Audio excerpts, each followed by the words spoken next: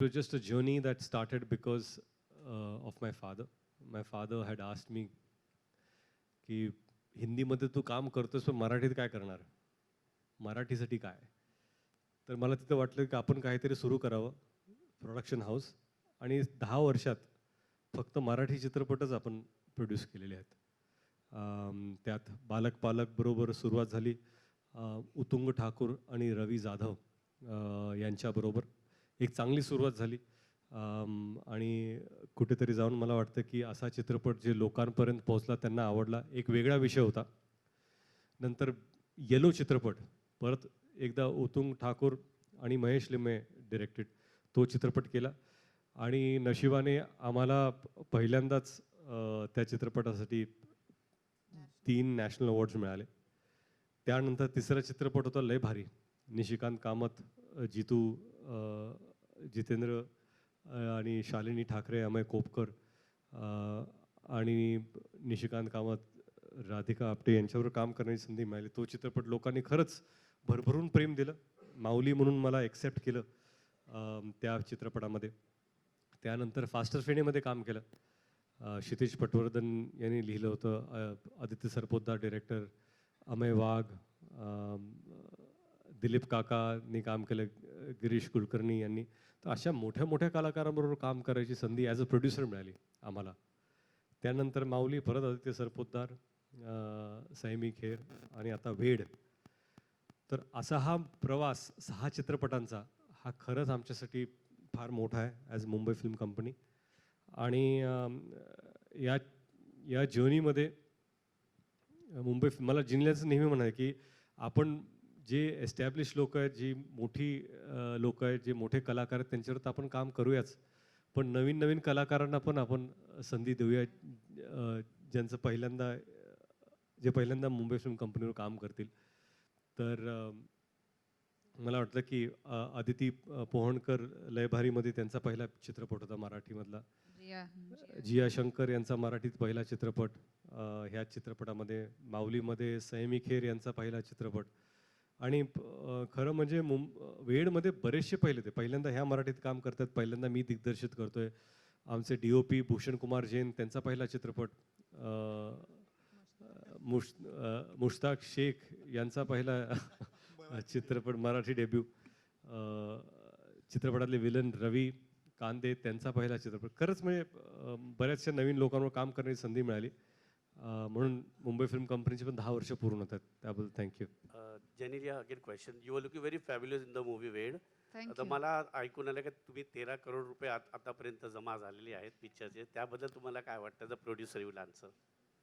No, honestly, I mean, it's very satisfying and it's very amazing. But more than that, I think uh, we went and saw the film in Latur with the audience. आणि त्याच्यामध्ये ते एक जे whistle होतं, जे cheer होतं, I think for us that was out of the world. कारण we didn't expect it. आपण expect केलं नव्हतं की you know it will go to that kind of place where people accept it as their own. So I think for us as producers, that was something that makes the most difference. Of course, having collected what it's collecting and it's still going on is a cherry on top of the cake, I think.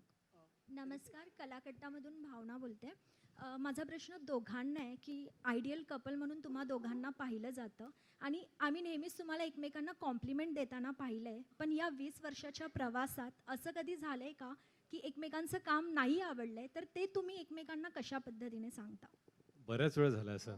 खूप.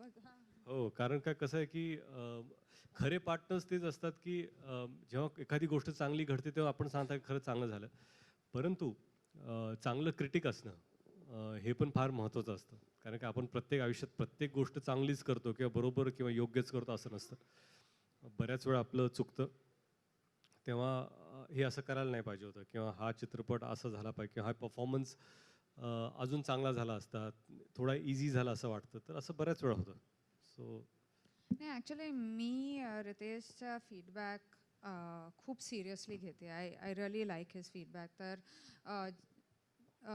Accept करण्याच्या अगोदर I think I ask him a lot of questions. I you know, so that critic in him. आणि रितेशचं जे sense आहे फिल्मबद्दल I think is very accurate for me. So I enjoy him actually being more critical to me. I think that makes me a better actor.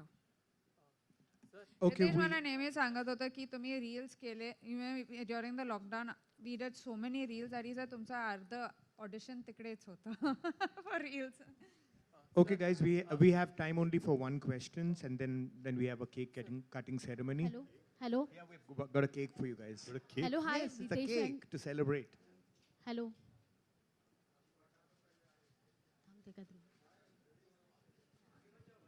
Hello sorry yes ma'am. Hello तुमच्या दोघांचं खूप स्वागत आणि अभिनंदन आधी. Thank you. खरं तर महाराष्ट्राचं लाडकं कपल दादा आणि वहिनी म्हणून ओळखले जातात आणि सगळ्यांनाच ते खूप आवडतं. पण आजचा क्षण खूप छान आहे. 20 वर्ष झाली आहेत. सो मला रितेश सर तुम्ही जेनियला साईडसाठी एक उखाणा घ्यायचा आहे. रितेश ना बरोबर. Yes. चला रितेश मी खूपच कारण का बरेच इंटरव्ह्यू झाले प्रत्येक पण program मध्ये- उखाणा झाला नाही. सो आजचा हा दिवस आहे, उखाणा झालाच पाहिजे. चला. मी सांगू का हे जे मराठी लोकांना आपण जे आहोत आपल्याला जे उखाण्याची एवढी सवय आणि आवड आहे, उखाणा घ्यायचा का पुढच्याला अडचणी टाकायचं हेच मला माहिती नाही. पण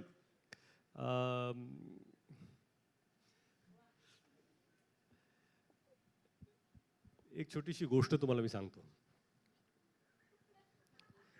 उखाणा, 95 मध्ये 1995 किती वर्ष झाली आता?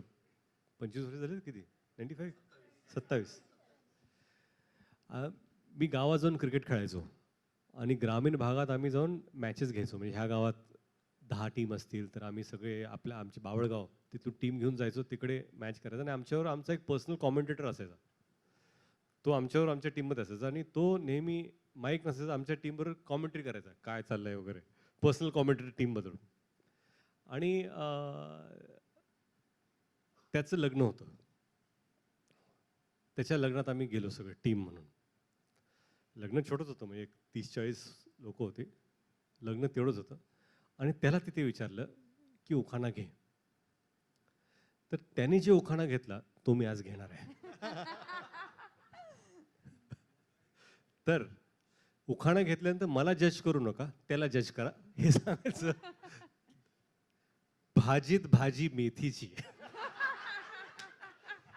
भाजीत भाजी मेथीची, जिनिल्या माझ्या प्रीतीची. क्या बात, क्या बात आहे. हॅलो सर, एक शेवटचा प्रश्न. हा शेवटचा. बरं झालं तुम्ही म्हणालात एक शेवटचा उखाणा. एकच शेवटचा. फक्त की कोविड नंतर या जी. सिनेमाच्या निमित्ताने परत मराठी प्रेक्षक वर्ग जी. मोठ्या संख्येने चित्रपटगृहात गर्दी करतोय आणि काही लोक असं म्हणतात की हा कलाकार आहे, ह्याला शहरी प्रेक्षक वर्ग आहे किंवा ह्याला ग्रामीण आहे. तर रितेशला आज हा पूर्ण महाराष्ट्रातून चांगला रिस्पॉन्स मिळतोय. तर रितेश देशमुख पुढचा मराठी चित्रपट किती लवकर करणार? नाही, सर्वप्रथम आता सर्व कॅमेरेज आहेत इथे आणि खरं म्हणजे वेड पोस्ट पॅन्डेमिक रिलीज झाला.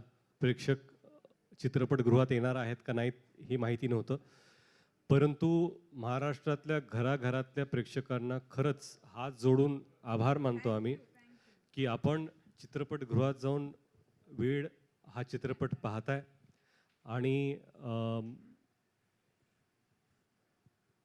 तुम्हाला चित्रपट आवडतोय, तुम्ही लोकांना सांगताय जाऊन पाहायला.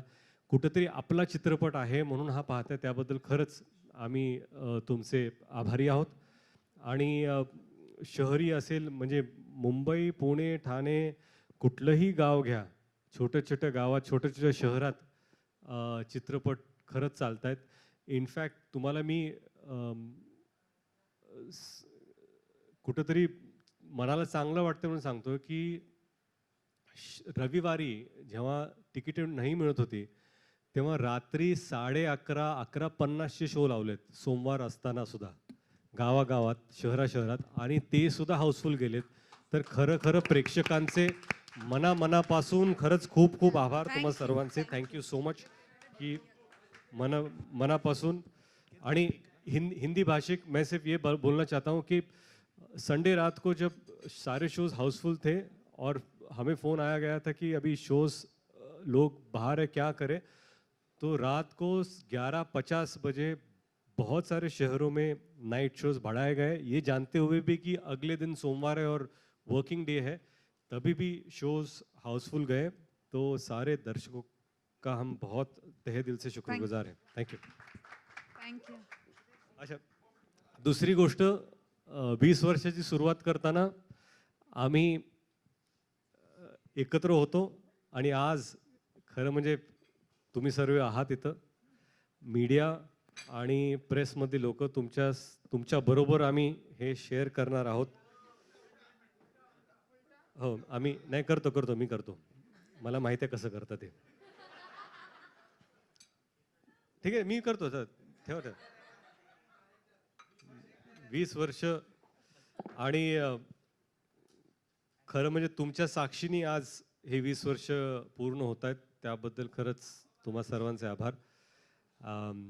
Thank you so much for being with us for last 20 years. And just like the first film, we just feel that it's just the beginning. Thank you so much.